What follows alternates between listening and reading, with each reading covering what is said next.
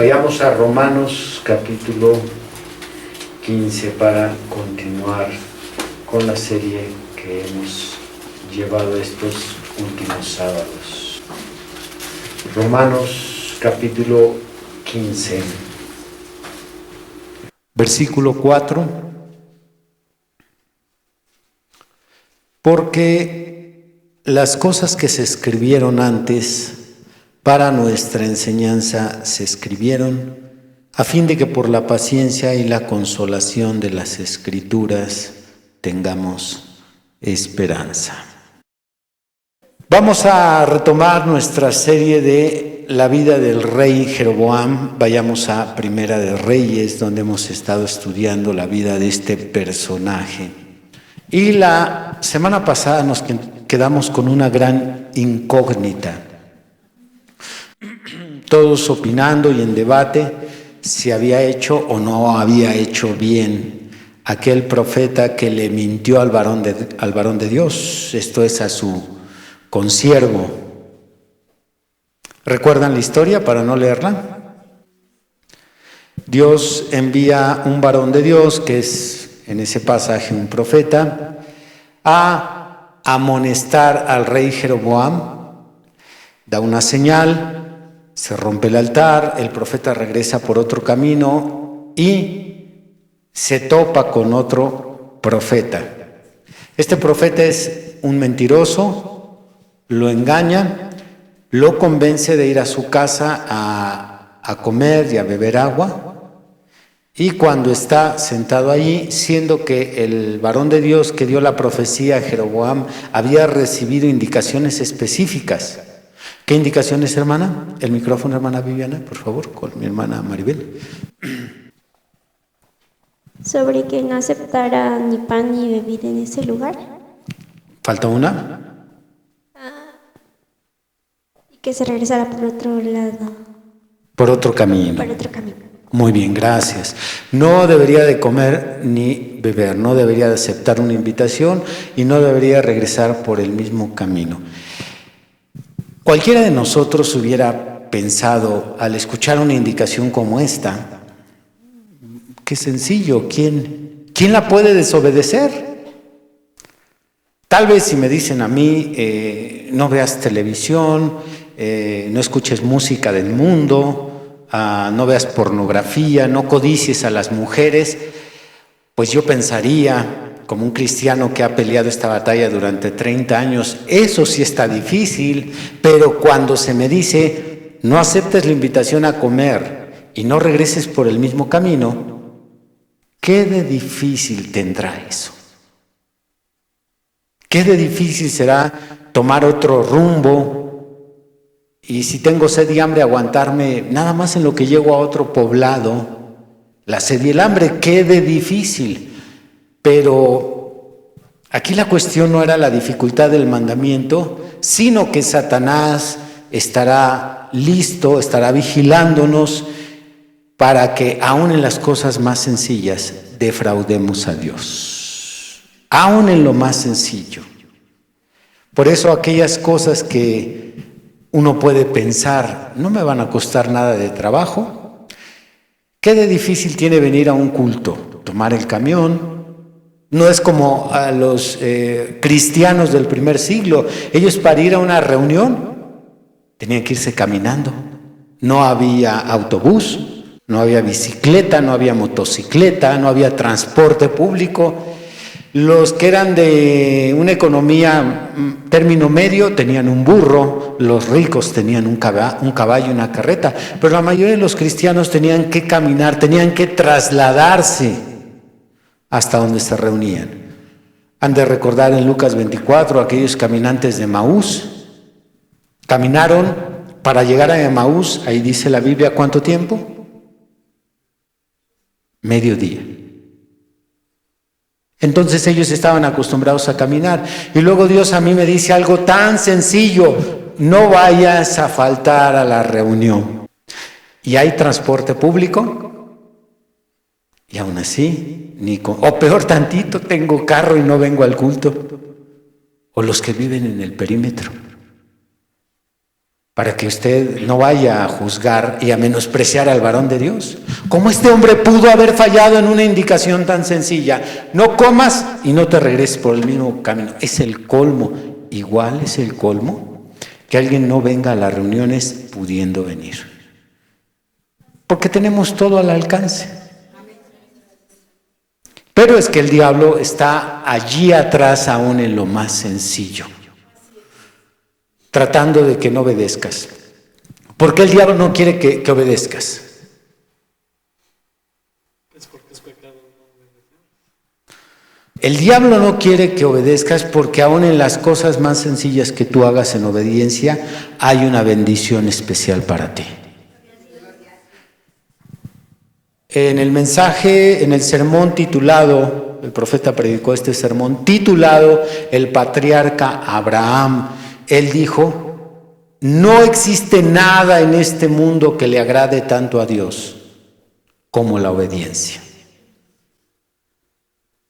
Parte el profeta de la Escritura, no solo de Abraham que obedeció, sino del caso donde Saúl desobedeció y Samuel le dijo: ¿acaso ofrecer sacrificios es mucho mejor que obedecer a Jehová? Así que hacer cualquier otra cosa y esa otra cosa antecederla a la obediencia, Dios no se agrada. Dios le agrada más que se le obedezca aún en las cosas más sencillas. ¿Alaban a Dios? Sin embargo, podemos considerar que este profeta ¿desobedeció o no desobedeció? ¿Sí desobedeció? Sí desobedeció. Pero hay dos tipos de desobediencia. Una desobediencia voluntaria. Estoy consciente de lo que tengo que hacer y he decidido no hacerlo. Y hay una desobediencia por engaño. Cuando a mí se me engaña y hago algo que no debo de hacer, pero yo no sabía, yo fui engañado, como este profeta, ¿como quién más? Eva las metió en problemas. Cada que tengas que obedecerle al marido, cada que te sujeten, cada que te digan no sales, ahí acuérdate de Eva en ese momento. Ella te metió en esos problemas. Por causa de Eva vino lo que vino sobre la mujer, pero dice la Biblia que Eva fue engañada, no fue una desobediencia consciente. No es que Eva dijo, pues Dios dice así, pero yo lo voy a hacer diferente. No, ella recibió una jugosa oferta. No moriréis y serán igual que Dios. Y ella se la creyó. Entonces, Dios considera cuando un hombre le desobedece siendo engañado y cuando le obedece estando consciente. Uno tiene que saber eso para cuando uno le falla al Señor y vienen consecuencias. Cuando una persona desobedece a Dios siendo engañado, Dios no le da la espalda. Pero cuando una persona desobedece a Dios una y otra vez sabiendo que no debe de hacerlo, entonces Dios le da la espalda un tiempo para que se eduque si es cristiano. Es una forma de meterlo en cintura, como decimos aquí en México. Muy bien, vamos a retomar ahí en el capítulo 13, versículo 20, y le doy la honra y la gloria al Señor Jesucristo. 13, versículo 20 dice: y aconteció que estando ellos en la mesa vino palabra de Jehová al profeta que le había hecho volver. Y clamó al varón de Dios que había venido de Judá diciendo: así dijo Jehová, por cuanto has sido rebelde al mandato de Jehová y no guardaste el mandamiento que Jehová tu Dios te había prescrito, sino que volviste y comiste pan y bebiste agua en el lugar donde Jehová te había dicho que no comieses pan ni bebieses agua, no entrará tu cuerpo en el sepulcro de tus padres. Pregunto, ¿fue engañado o no fue engañado? A ver, ahí dice en el versículo 21, y clamó al varón de Dios que había venido de Judá diciendo, así dijo Jehová, por cuanto has sido rebelde al mandato. La primera vez que el profeta le habló, sí fue engañado el profeta, el varón de Dios. Pero cuando él se iba acercando a la casa, Dios empezó a reprender a este varón. Estás mal. Porque todo cristiano, todo, el más antiguo, el más nuevo, el más espiritual, el que no es tan espiritual, todo cristiano que tiene el Espíritu Santo, tiene una alarma en el corazón que le indica cuando se está saliendo de su lugar. Y todos la hemos sentido.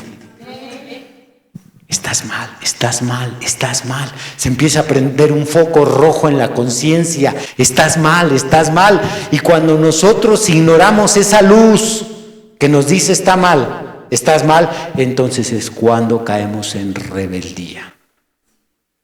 Así que ciertamente, en la primera parte, el profeta fue engañado porque cuando escuchó que le dijo, Dios me ha revelado, yo soy profeta, me dijo que te llevara a mi casa y aquí y allá, ok, pero mientras iba en camino, el Espíritu Santo ya le estaba diciendo, no, te di una indicación, quédate con ella.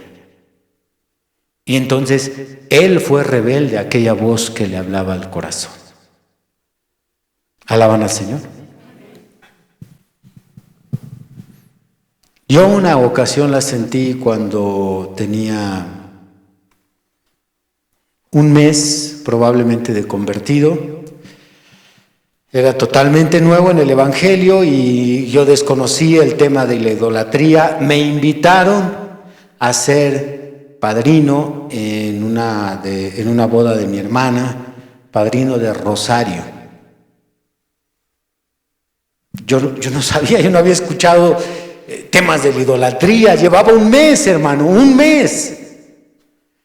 Entonces fui a comprar el rosario que se le iba a regalar para su boda. Y cuando estaba en la tienda, yo sentí una reprensión muy fuerte y no entendía por qué. Era nuevo. Yo no sabía que el Espíritu Santo reprendía o contristaba. Yo solamente sentí una reprensión. Ya después se me explicó cómo trabaja esa reprensión. Por eso sé que la persona más nueva, si tiene al Espíritu Santo, Él siempre nos previene, nos advierte cuando vamos a cometer un pecado, cuando vamos a desobedecer, cuando vamos a salirnos del lugar. Y allí es cuando nosotros o le damos la espalda al Señor o clamamos por ayuda. La Biblia dice en Hebreos 2 que Él es poderoso para socorrer a los que son tentados. Así que cuando estamos con esa voz que nos está alertando, hay que clamar, Señor, ayúdame a no caer. Dame fuerzas. Cúbreme con ese escudo protector de tu sangre. Alaban al Señor. Así que este varón primero no fue engañado. Después que el Señor le envía la alarma, se revela aquella advertencia. Si no, Dios no lo hubiera castigado de la misma manera. Avanzamos otro poco. Versículo 22. Sino que volviste y comiste pan y bebiste agua en el lugar donde Jehová te había dicho que no comieses pan ni bebieses agua. Sentencia: no entrará tu cuerpo en el sepulcro de tus padres. ¿Qué tiene que ver eso? Pudiera yo pensar, pues mientras me entierren, ¿cuál es el problema? Aquí en México daría lo mismo que me entierren en el Panteón de San Isidro o en el Panteón de los Recuerdos. Cuando uno analiza la muerte desde una perspectiva natural, pues da lo mismo si la caja es blanca y tiene ornamentos, o si es una caja donde ponen los bultos de papa y ahí me meten y nada más me cierran ahí con unas tablas.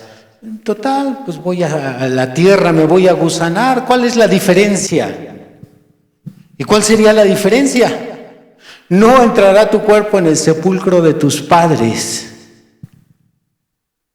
Porque no le está diciendo el Señor que no sería sepultado. Eso es diferente. Yo lo compartí en el tema, en aquella serie de sermones que titulé Están entre nosotros. Lo compartí en una cápsula. Cuando un cuerpo no es enterrado, la persona se queda vagando, se queda en la cuarta dimensión. Se convierte en lo que llamamos un fantasma. Cuando un cuerpo no es enterrado. Cuando es incinerado y guardan las cenizas en la casa, por eso los molestan, por eso hay ruidos, poltergeist en esa casa, porque ahí anda la persona, no descansa, no está tranquila. Pero aquí no se está dando una sentencia, no vas a ser enterrado, sino más bien tu cuerpo no entrará al sepulcro de tus padres. Esto es, no te vamos a enterrar. ¿Dónde está tu papá? ¿Dónde está tu mamá? No te vamos a enterrar allí. Cuando usted lee Mateo 27, se dará cuenta que hubo una resurrección de los santos del Antiguo Testamento después de que Jesús resucita. Y la Biblia dice que aquellos que se levantaron de las tumbas se aparecieron ahí en la tierra de Israel. Entonces, cuando ellos resucitaron algunos como familia. Esto es, resucitó el padre, resucitó la madre y resucitaron los hijos. Claro, aquellos que habían vivido su luz, su revelación de la ley, aquellos que habían obedecido los mandamientos, resucitaron como familia. Así que este individuo no iba a resucitar con ellos, porque solo resucitaron los que fueron enterrados en la tierra de Israel. Esa es la razón por la cual cuando muere José en Egipto, les hizo prometer que una vez que él muriera, les hizo prometer a los israelitas que estaban en Egipto que se llevaran sus huesos a la tierra de Israel cuando el Señor los sacara de Egipto y los regresara a la tierra de Canaán. Así que cuando sale Israel de Egipto, llevan los huesos de José, porque José quería levantarse en la resurrección. José sabía, había una revelación: si me dejan aquí, yo no me levanto. Ellos se preocupaban mucho porque los enterraran en la tierra de Israel. Claro, eso fue para aquella dispensación. Contigo no hay problema. Sí. Si te enterramos en el muladar de allá atrás o en la barranca de acá, no te preocupes siempre y cuando mueras lleno del bautismo del Espíritu Santo. Sellado, te levantas porque te levantas, no importa dónde te entierren. Aunque lo entierren en el río de los Remedios, hermano, que ya lo cerraron y ya le echaron ahí, creo que pavimentaron, hicieron una carretera, de ahí el Señor te saca. ¿Alaban a Dios? Para que usted no esté preocupado, o como aquella gente que se pone nostálgica y dice: hijos, ahora que me muera, quiero que me entierren en tal lugar, quiero que lleven mariachi, por favor me tocan la barca en que me iré, esa siempre me ha llegado profundamente. Y no se ponga nostálgico, dígale al de al lado: no sea nostálgico. Todo eso dejémoslo para las personas que no entienden que la muerte no es el fin. Nosotros sabemos que la muerte es el inicio. El inicio para la eternidad. Así que se muera como se muera, lo entierren como lo entierren, pero nada más tenemos que asegurarnos que estemos sellados, porque en 1 Tesalonicenses 4, cuando Pablo habla de la resurrección, Habla de un grupo especial, y ese grupo especial es aquel grupo llamado la novia de Cristo. Aquella iglesia que vivió como el novio, que obtuvo el mismo sello del Espíritu Santo, y eso es lo que la va a levantar de la tumba. Bendito el Señor por siempre. Muy bien, dice ahí en el versículo 22, sino que volviste y comiste pan y bebiste agua en el lugar donde Jehová te había dicho que no comieses pan, ni bebieses agua, no entrará tu cuerpo en el sepulcro de tus padres. Cuando había comido pan y bebido, el que le había hecho volver le ensilló el asno. Qué cosas tan irónicas. El mismo que lo engañó, el que lo desvió del mandamiento y el que causó su muerte, fue el que lo atendió bien, le dio de comer, le dio agua, y el que le alista su cabalgadura para retirarse. ¿Cómo es posible? No es tan extraño si analizas situaciones personales que te rodean. A veces la misma persona que te atiende bien, ese puede ser tu papá, tu mamá, tu hermano, tu vecino, un hermano de la iglesia, la misma persona que te atiende bien, a veces es la que te pone el pie, es la que no te deja avanzar, es la que te estorba, es la que se atraviesa. Es lo que estamos viendo aquí. Primero lo atiende como rey, después le hace que sea el que tropiece y que le venga el juicio que le vino. Tenemos que ser cuidadosos, porque la profecía ahí está en la Biblia. Creo es Mateo 24, a ver, vamos a verificar. ¿Ya lo tenemos? Dice en el versículo 10, hablando de las señales del fin. Muchos tropezarán entonces y se entregarán unos a otros, y unos a otros se aborrecerán. Y aunque esta es una profecía específicamente para el momento de la persecución, ya se empieza a ver desde antes. Desde antes empezamos a ver que aquellos hermanos y hermanas, aquella familia que entre comillas nos quiere, es la que no nos deja avanzar. Es la que tira la puñalada por la espalda. Por eso dice Miqueas, de la que duerme a tu lado, cuídate. No debemos de confiar en nadie, el único digno de confianza es Jesucristo. Solo Él es fiel.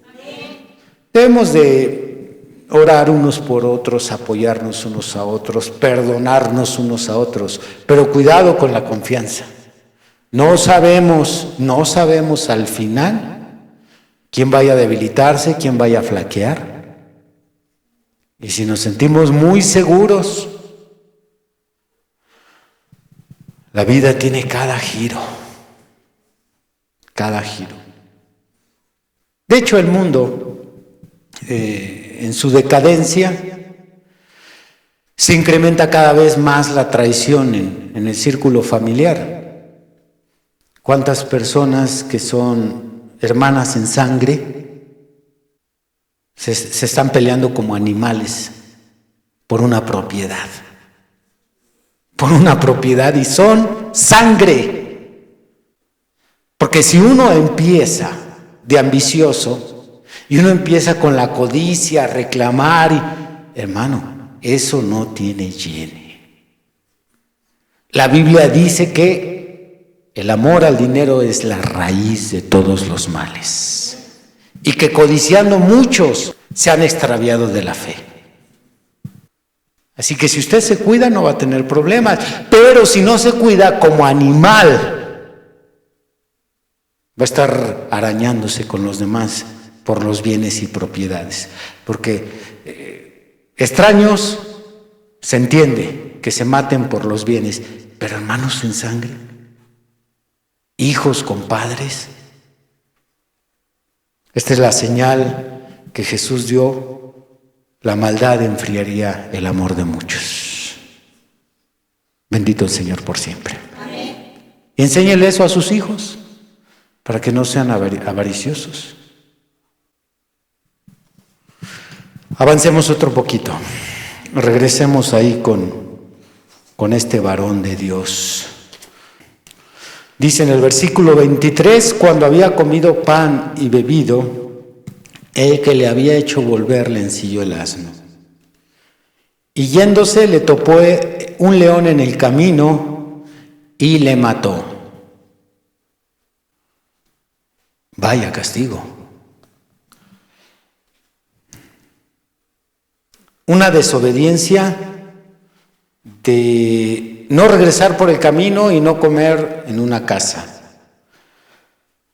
¿Será justo un castigo de este tamaño por no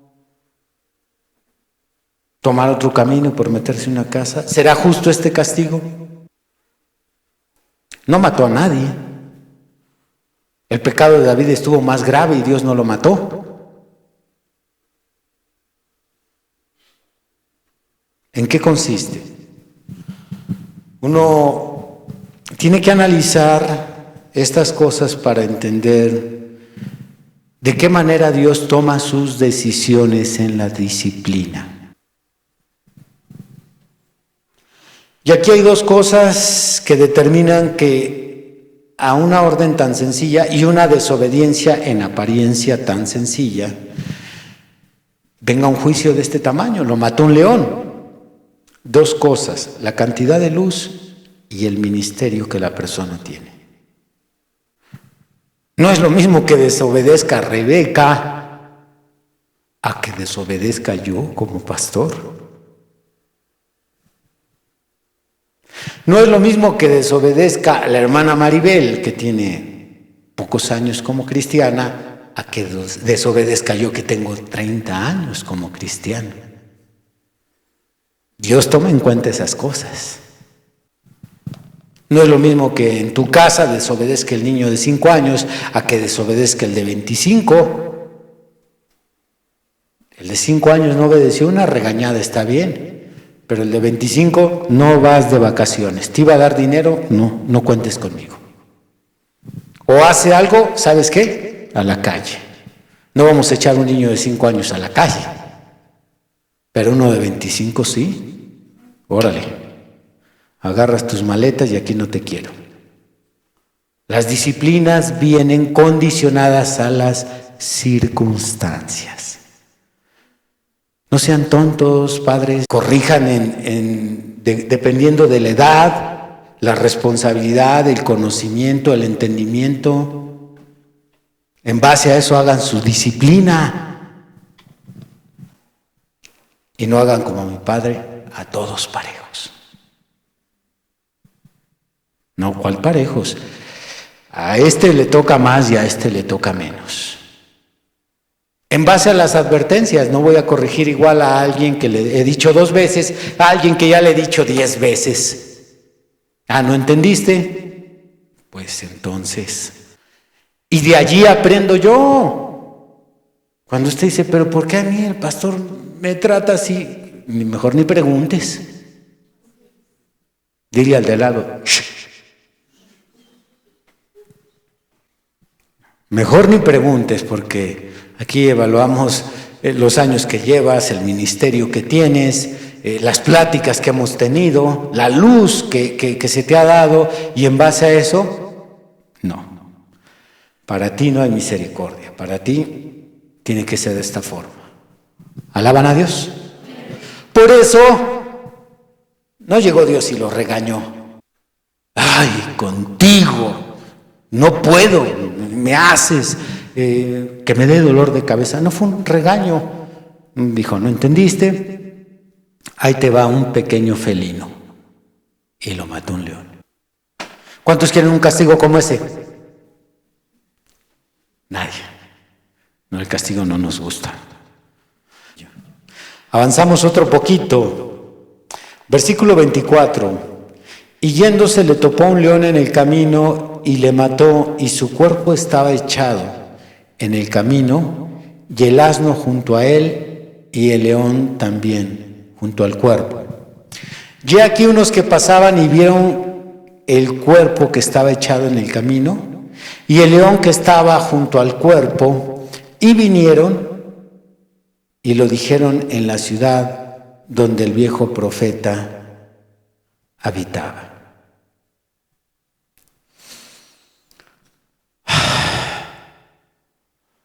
Lo más normal es que el león se hubiera comido el cuerpo y que el asno saliera huyendo.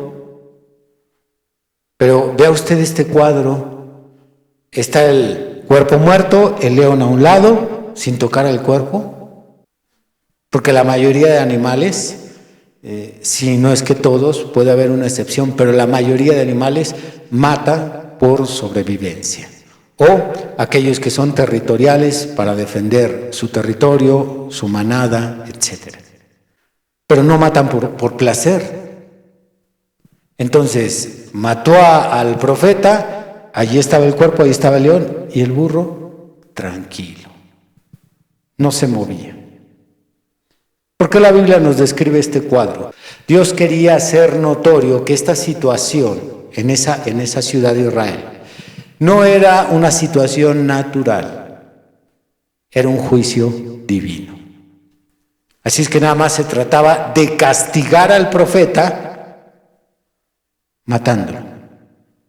Más, la situación no era tan grave como para que su cuerpo no fuera enterrado.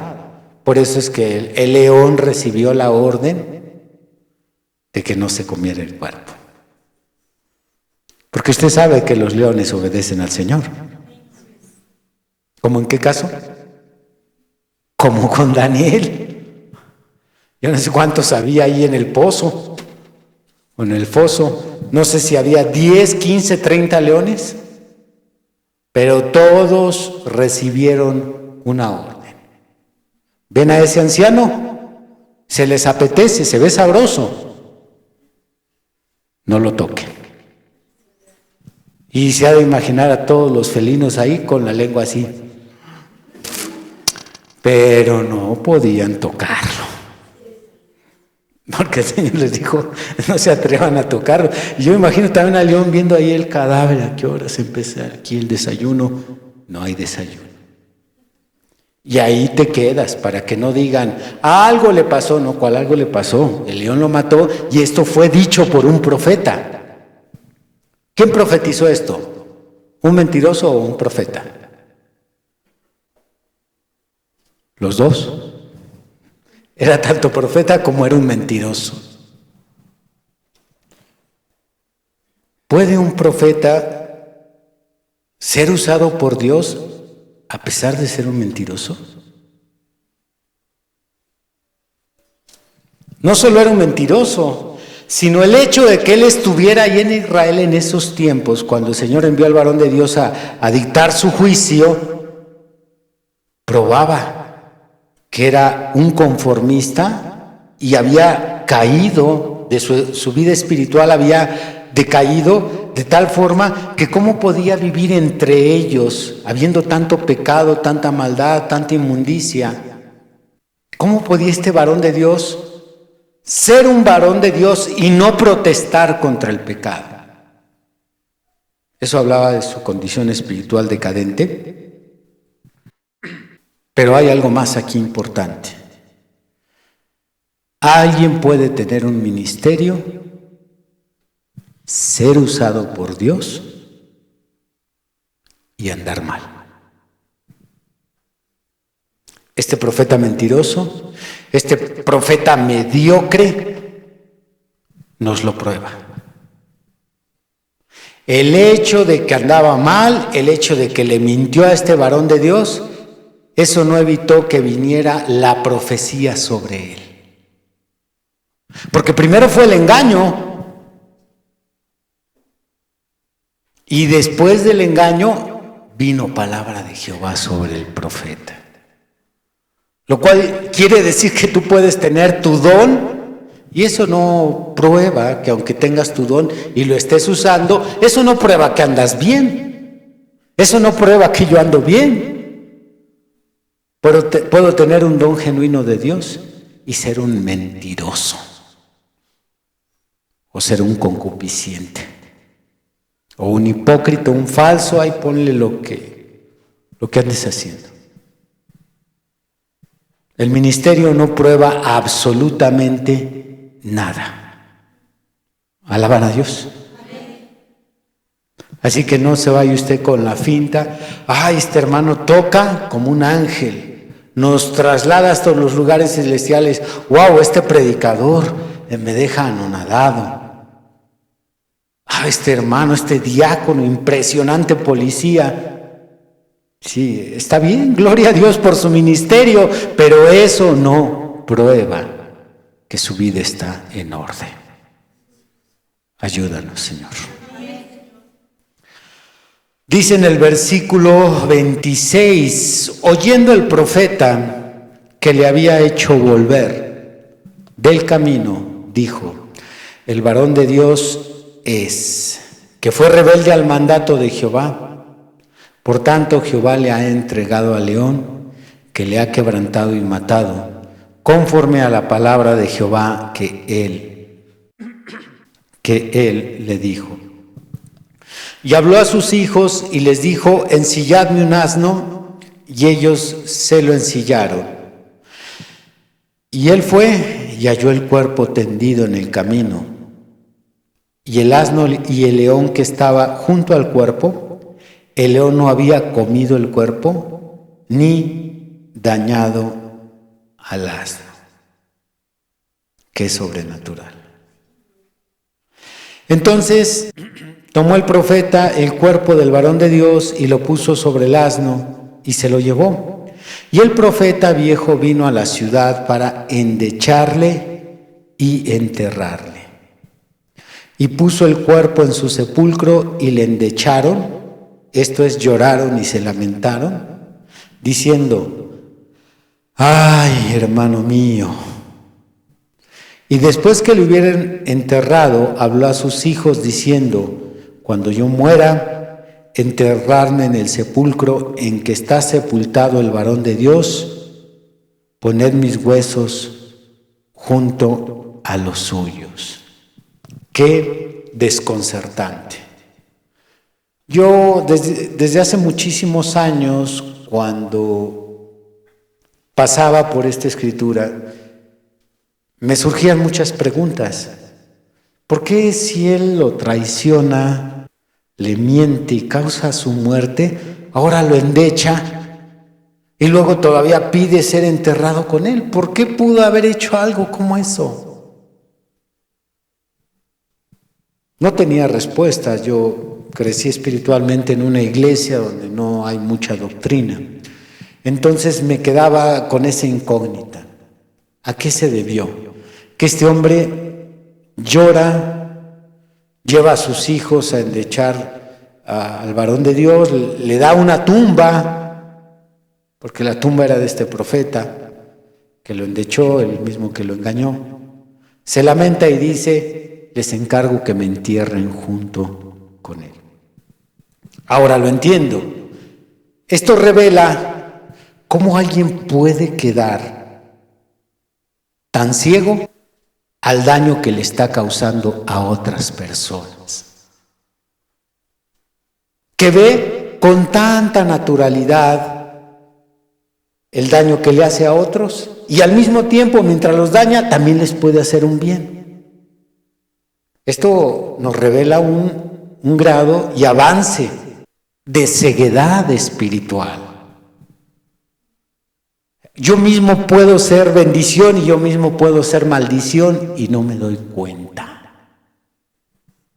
Yo mismo beneficio y yo mismo perjudico y no me doy cuenta. Eso habla de un grado de ceguedad espiritual muy avanzado y este profeta lo tenía. Por lo mismo que estaba sumergido en el pecado. Yo creo que si él anduviera bien, se hubiera soltado a llorar. ¿Qué hice? Fui tropiezo a este varón de Dios. Yo mismo causé que lo mataran. Pero todavía el muy cínico va a llorar, aparte que él es el causante de su muerte y de su juicio, él va a llorar todavía a la tumba. Y de eso está lleno el mundo. Si tienes algunas personas en tu familia que no te quieran y que te molesten y te hagan la vida difícil y hablen de ti mal a tus espaldas, probablemente esos mismos van a estar presentes el día de tu velorio y los muy hipócritas van a ir a llorar. Esto lo vemos muy frecuentemente en los velorios y en los panteones. Ahí está llorando el esposo que golpeó a la mujer, que no le dio dinero, que la traía descalza, que la humillaba. Ahí está llorando el muy cínico. De esto está lleno el mundo. Y si tú eres alguien que te molesta, puedes dejarle ya el encarguito de una vez al que es la espina en el zapato. El día que me muera ni te pares en la tumba, por favor, en el velorio ni en el panteón. Ahí te encargo de favor. Hazme por lo menos ese favor. Y si yo soy la espina en el zapato, pues yo no quiero ir, si yo le estoy haciendo la vida a cuadritos a Maribel, y ahí estoy duro con él, mejor ni me paro el día que se muera, mejor por lo menos dejarla en paz ese día ya de salida de esta tierra. Alaban al Señor. Y es que hay dos lugares donde usted encuentra más hipócritas. Dicen los pecadores, dice, la iglesia está llena de hipócritas. Eso es falso. Eso lo dicen nada más porque ellos salieron por ahí defraudados por alguien. Cuando alguien se va de la iglesia lastimado, puede ser lastimado por tres clases de personas. Puede ser el hipócrita, reconocemos, sí los hay. Pero ellos que dicen todos, no, es totalmente falso. Puede ser dañado por el hipócrita, puede ser dañado por el débil y puede ser dañado por el tonto. El tonto que no sabe que está afectando a otros, o el débil que sí sabe, pero no ha podido madurar, crecer, tener la fuerza para no afectar a otros. Entonces no siempre es el hipócrita el que nos afecta. Puede ser el débil o puede ser el tonto. Sin embargo, el profeta estaba tan ciego que después de todo lo que hizo, ok, vámonos a llorar ahí al panteón, endecharlo, lo enterramos y ya, aquí no pasó nada, dice este profeta. Después de esto, dice en el verso 31, después que lo hubieron enterrado, habló a sus hijos diciendo, cuando yo muera, enterradme en el sepulcro en que está sepultado el varón de Dios, poned mis huesos junto a los suyos. Porque sin duda vendrá lo que él dijo a voces por palabra de Jehová contra el altar que está en Betel y contra todas las casas de los lugares altos que están en las ciudades de Samaria. Con todo esto, o sea, todo lo que sucedió en esos días, no se apartó Jeroboam de su mal camino, sino que volvió a ser sacerdotes de los lugares altos de entre el pueblo, y a quien quería lo consagraba para que fuese de los sacerdotes de los lugares altos. Y esto fue causa de pecado a la casa de Jeroboam, por lo cual fue cortada y raída, hablando de la casa de Jeroboam, de sobre la faz de la tierra. Esa frase, con todo y esto, nos está diciendo que los hechos acontecidos en esos días deberían de ser suficientes para que Jeroboam se detuviera. Debería de haber dicho Jeroboam, vino este varón de Dios, dio profecía y se cumplió. La mano se me secó y luego él oró y fue restaurada. Luego llegaron a mis oídos voces de que este profeta desobedeció, lo mató un león, este león no se comió el cuerpo, había un asno. Todo esto sobrenatural que se divulgó en aquellos días debería de ser suficiente para que él cambiara su camino, para que él se arrepintiera. Y arrepentirse quiere decir caminar hacia allá y dar un giro de 180 grados y caminar al lado opuesto. Él debió de haber cambiado su caminar, arrepentirse. Pero con todo y esto, dice aquí, con todo y esto, Jeroboam no se apartó de su mal camino. ¿Cómo sucede con muchos cristianos que andan muy mal, muy mal? Y a pesar de que Dios hace un milagro en sus vidas, a pesar de que Dios los visita sobrenaturalmente, después de esa visitación, aún así siguen en su mal camino, siguen en sus fiestas, siguen con su música pecaminosa, siguen viendo sus telenovelas, siguen tomando vino, bebiendo cerveza, siguen en su porquería. ¿Por qué pasa esto? Porque Jeroboam había rebasado una raya que divide la misericordia del juicio. Así es que no importa cuántos milagros hiciera el Señor en Israel, Jeroboam no iba a cambiar su camino porque el juicio ya estaba decidido definitivamente para él y para su casa. Para él no habría más oportunidad. Oh, qué tremendo. Esto me hace a mí temblar. Cuando ves tú que alguien no cambia y no cambia y no cambia, es porque Dios ha determinado que el juicio sea definitivo sobre esa persona y en ocasiones sobre su casa. Esto me pone a temblar, hermano. Pongámonos de pie. Señor, ciertamente has hablado a nuestras vidas.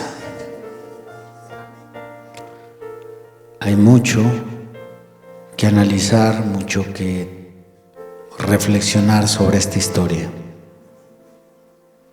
Ya que Jeroboam fue un israelita, lo cual es un equivalente de un cristiano en nuestros días. Un supuesto creyente en Jehová. Y a pesar de que tú le enviaste un profeta, el profeta Ahías, el cual profetizó bien sobre él fue rebelde. Y tú también a nosotros nos has enviado un profeta. Y algunos hemos sido rebeldes a tu voz. Señor, que esta enseñanza infunda el temor en nuestros corazones, suficiente para arrepentirnos de nuestro mal caminar. Gracias, Señor, porque el venir aquí a tu casa, al terminar esta reunión, nos damos cuenta que no fue en vano, Señor. Pudimos oír tu voz en nuestros corazones, en nuestras conciencias, redarguyendo. Gracias, Señor Jesús. Ahora pedimos la fuerza suficiente para obedecer, la fuerza suficiente para pagar el precio que tenemos que pagar. No queremos ser rebeldes como el profeta que fue muerto por un león. Solamente danos fuerzas porque somos débiles, Señor. Gracias, Señor, por tu palabra. También ayúdanos a ser sabios en la disciplina con nuestros hijos. Ayúdanos a ser justos. Ayúdanos a no pagar mal por mal con aquellos que son un mal para nosotros. Padre, nos llevamos mucho en esta tarde. Pedimos, Señor,